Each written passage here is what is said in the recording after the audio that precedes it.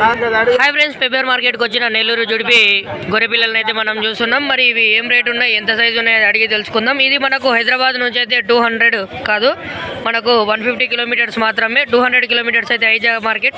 ఇదైతే మనకు only 150 kilometres అయితే ఉంటుంది. కర్నూలు నుంచి అయితే మనకు 60 కిలోమీటర్లు అయితే ఉంటుంది. వీటి రేట్లను అయితే అడిగి తెలుసుకుందాం. చూస్తున్నారు కదా ఫ్రెండ్స్, మరి గొర్రె పిల్లలు ఎట్లున్నాయి ఏం లేదనేది చూసే ప్రయత్నం చేయండి.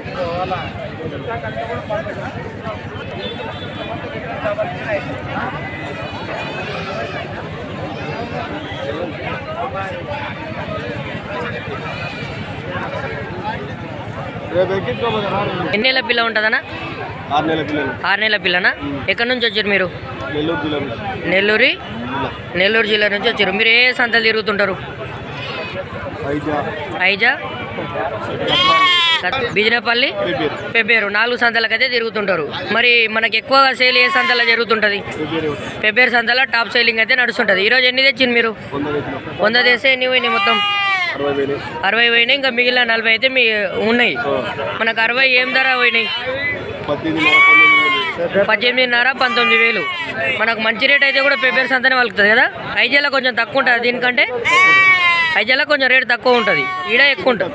పిల్లలు తక్కువ ఉంటాయి, సైజు హైట్ కానీ తక్కువ ఉంటాయి. క్వాలిటీ తక్కువ ఉంటుంది కాబట్టి ఐజా సంతలో కొంచెం రేట్ తక్కువ ఉంటుంది. ఇక్కడ మనకు బెస్ట్ క్వాలిటీ తెస్తారు కాబట్టి ఎక్కువ రేట్ అయితే ఉండే అవకాశాలు అయితే ఉన్నాయని చెప్తున్నారు రైతు. మరి రైతు నెంబర్ అయితే మీకోసం అడిగి తెలుసుకుందాం. ఇక్కడ ఫామ్ పెట్టాలనుకున్న హైదరాబాద్ వాళ్ళు ఎవరైనా సరే రైతులను అడిగి తెలుసుకోండి. అన్న ఫోన్ నెంబర్ చెప్పు.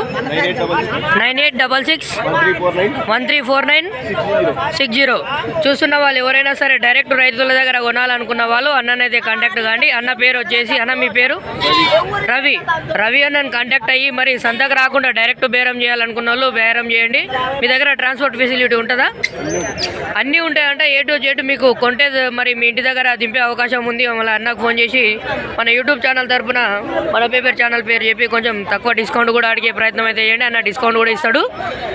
చూస్తున్నారు కదా, మరి నెక్స్ట్ వీడియోలో అయితే మంచి చూపించే ప్రయత్నం అయితే చేస్తుంటా.